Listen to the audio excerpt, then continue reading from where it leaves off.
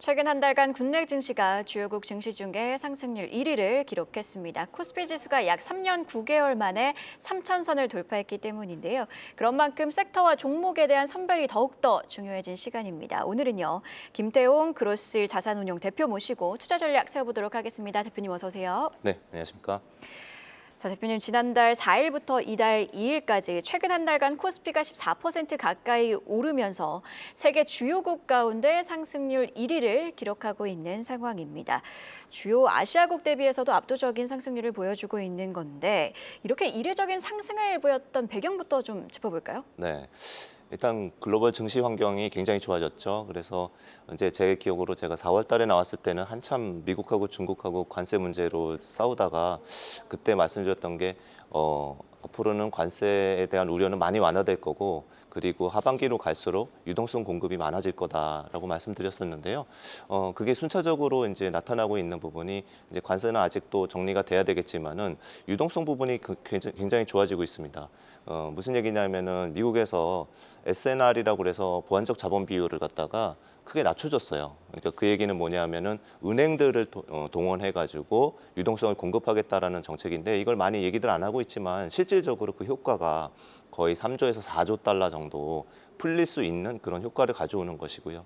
그 다음에 두 번째로는 이제 뭐 빠르면은 이제 9월부터도 금리 인하의 사이클이 앞두고 있고 이런 부분들이 이제 전체적으로 영향을 미치고 있는데요. 그리고 그 중에서도 특히 이제 한국이 더 약진했던 이유는 아무래도 이제 정책 변화들이 있지 않을까 합니다. 그래서 상법 개정이라든지 또는 자사주 매입 소각을 하면은 뭐 우호적인 정책을 해준다든지 이런 부분들이 한국에 더 반영이 됐고요. 그리고 마지막으로 달러가 계속 약세로 진행이 되면서 상대적으로 이머징 마켓의 통화가 매력도가 올라가면서 외국인이 매수를 했던 이런 부분도 빼놓을 수 없을 것 같습니다. 자, 지금 우리 증시 같은 경우에는 5천을 향해서 열심히 달려가고 있는데 대표님께서는 코스피 상승률 어디까지 보고 계실까요? 네, 좀 뭐 어려운 부분이긴 하지만은 이럴 때일수록 이제 어닝과 그다음에 과거 PER하고 대비해 보면은 올해 이제 기업들의 전체 어닝의 증가율이 약 20% 정도 됩니다. 그래서 20% 정도 되고 과거에 한 10% 정도 어닝이 증가할 때 코스피가 PER이 10배 정도 받았었거든요. 근데 지금 거의 이익이 2배 정도 증가하고 있고 이럴 경우에는 12배에서 13배까지도 간 적이 있습니다. 그래서 만약에 보수적으로 12배 정도를 적용하면은 한 3,400 정도가 적정하게 나오고요. 그리고 사실상 이제 배당에 대해서 분리과세도 추진하고 있지 않습니까? 이게 통과되면은 사실은 이건 킬러 조항입니다. 이렇게 되면은 거의 4천도 갈 수 있다라는 생각을 하고 있습니다. 지금 보수적으로 실적에 따라서 접근을 했을 때는 3,400 그리고 정책까지 탄력을 받아준다면 4,000선 이야기를 해주셨습니다. 자, 이제 하반기가 시작이 됐는데 하반기 투자 준비하시는 분들을 위해서 좀 전략을 세워보도록 하겠습니다. 주의 깊게 보고 계신 섹터 혹은 뭐 종목들 선별해 볼까요? 네, 상승장에서는 기존의 주도 업종이 잘 바뀌지 않습니다. 그래서 이제 기존의 주도 업종인 방산, 원자력 뭐 이런 쪽들은 계속 유효하다고 생각을 하고 있습니다. 그리고 이제 좀 뒤늦게 추가된 화장품이라든지 엔터, 바이오 이런 업종들이 다 모두 유망하다고 보고 있습니다. 자, 그리고 지금 언급해 주신 섹터들 하나씩 짚어보도록 할 텐데 먼저 방산 섹터 짚어보도록 하겠습니다. 관세 불확실성이 완전히 해소되지는 못한 상황에서 방산업종 매력도는 계속 부각이 되고 있는 상황입니다. 여기에 최근 글로벌 국가들의 흐름을 보면 방위비도 계속해서 올리려는 그런 발언들을 내놓고 있는데요. 방산주 최근 소폭 조정을 받았다가 다시 좀 반등을 하긴 했습니다만 가격 메리트 여전히 있다고 보고 계실까요?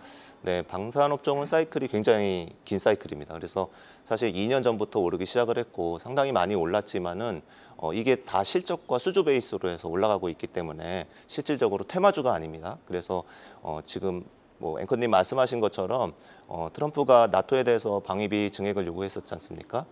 그리고 그게 이제 지금 2%가 채 안 됐었는데 GDP 대비 그 부분이 이제 5%까지 올라갈 수도 있다. 그러면은 방위비가 거의 2배까지 올라갈 수 있거든요. 그래서 유럽 쪽, 그 다음에 중동 쪽 이런 국가들에서 수주가 많이 나오고 있는 상황입니다.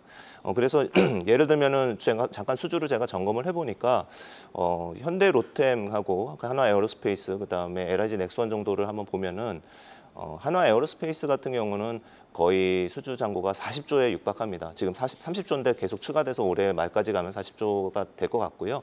실제 매출은 작년에 11조 원이었고 이제 올해 예상이 26조 원이거든요. 그러니까 매출이 100% 이상씩 급증하는데 수주도 거기에 맞춰서 이제 올라가고 있는 거죠. 그리고 이제 뭐 이 로템이라든지 뭐 LIG 넥스원 같은 경우도 매출은 5조, 4조 이 정도 수준인데요.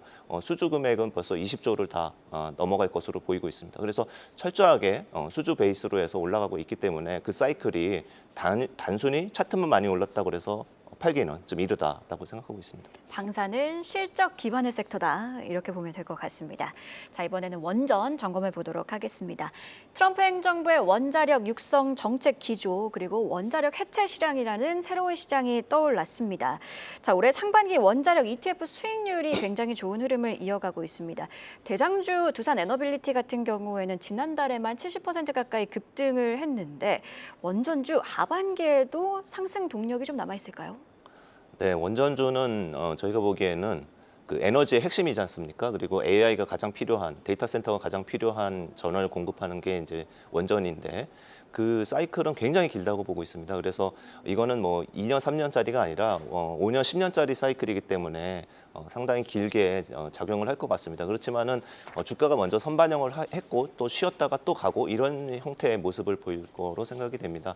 일단은 원전을 할 수 있는 국가가요. 뭐 많이 봐야 한 5-6개 국가거든요. 중국, 러시아, 일본 뭐 그 정도입니다. 프랑스 뭐 이런 국가들인데 사실 미국에서 원전이 제일 많이 수요가 될 건데 SML이라든지 이런 부분이 수요가 될 건데 당연히 러시아나 중국의 원전 기술을 갖다가 쓰진 않겠죠.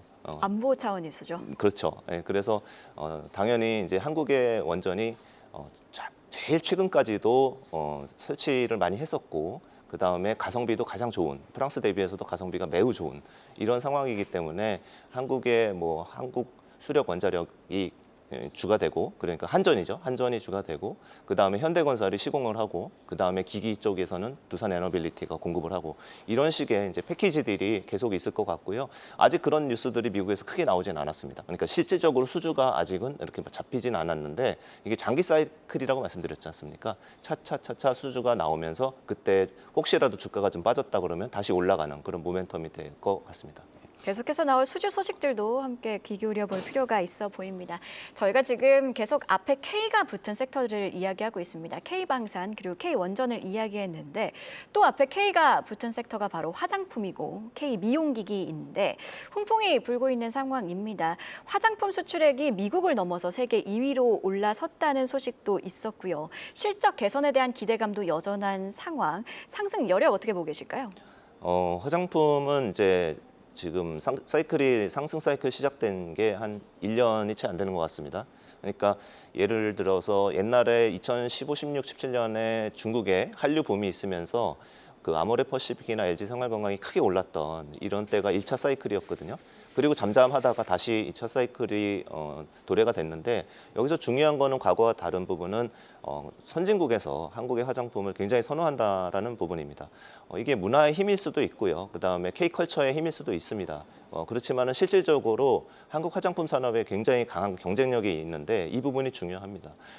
예를 들면은 그 우리나라의 그 화장품 산업은 굉장히 수직 계열화가 잘 돼 있습니다. 그래서 아이디어와 마케팅 포인트만 잘 잡으면은 바로 생산을 하청을 맡길 수 있고 용기를 바로 제작할 수 있고 그다음에 다양한 프로덕트 라인을 공급할 수 있는 국가가 이제 한국입니다. 그래서 일본 같은 경우도 뭐 색조나 이런 것들 하더라도 많이 내봐야 5개, 10개밖에 못 내는데 한국에는 한꺼번에 20개씩 낼 수 있는 그리고 단 6개월 만에 낼 수 있는 이러한 수직 계열화된 효율화된 시스템이 갖춰져 있습니다. 그렇기 때문에 마케팅을 잘하고 있는 그런 몇 개의 회사들이 주도하면서 한국 시장을 그러니까 글로벌하게 이제 한국의 화장품 시장을 끌고 갈 것 같습니다.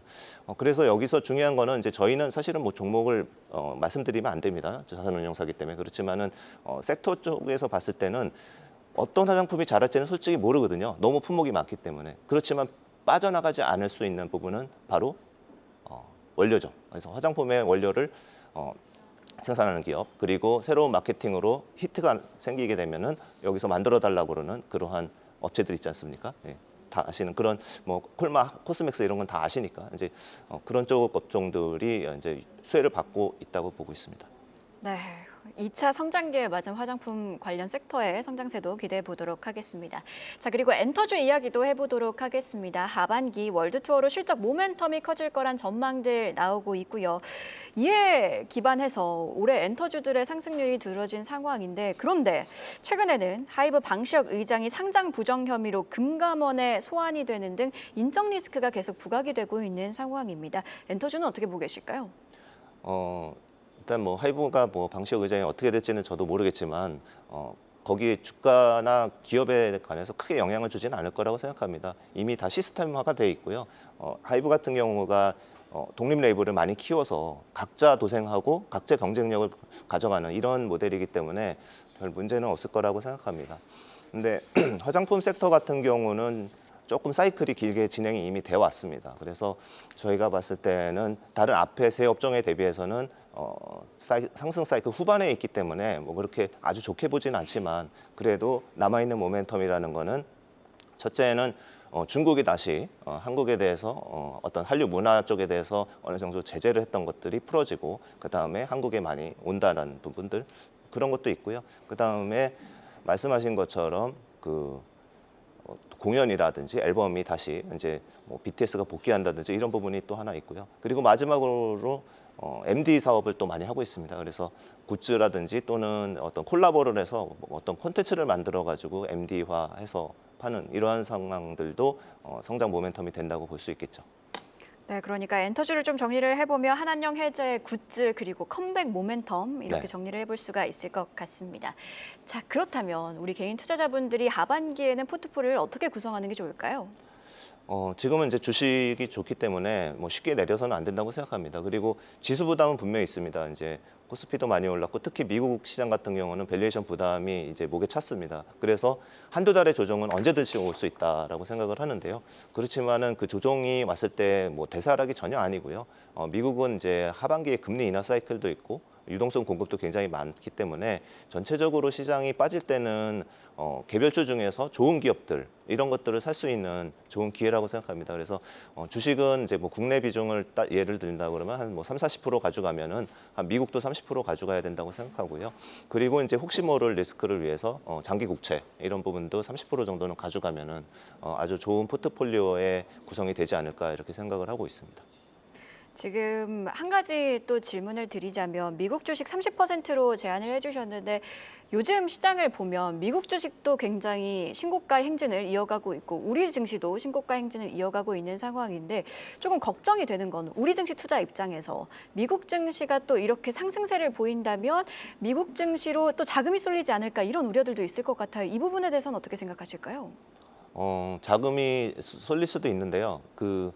외국에서 해외 투자가가 한국에 들어오는 게 더 클 것 같긴 합니다. 이미 이제 미국 투자 많이 돼 있었고 그 다음에 환율이 이제 원화가 강세로 가면서 미국 투자에서 약간 환손실이 좀 나기 시작했지 않습니까? 그렇고 지금 이제 전망하는 것들이 환율이 1,300원까지도 갈 수 있다라고 보고 있기 때문에 바로 국내 투자자들이 미국으로 방향을 돌리기는 좀 어려운 상황이라고 생각합니다.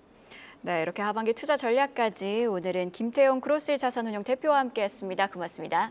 감사합니다. 계속해서 다양한 경제 이슈를 알고 싶다면 구독과 좋아요, 알림 설정 부탁드립니다. AI 캐스터 권미정이었습니다.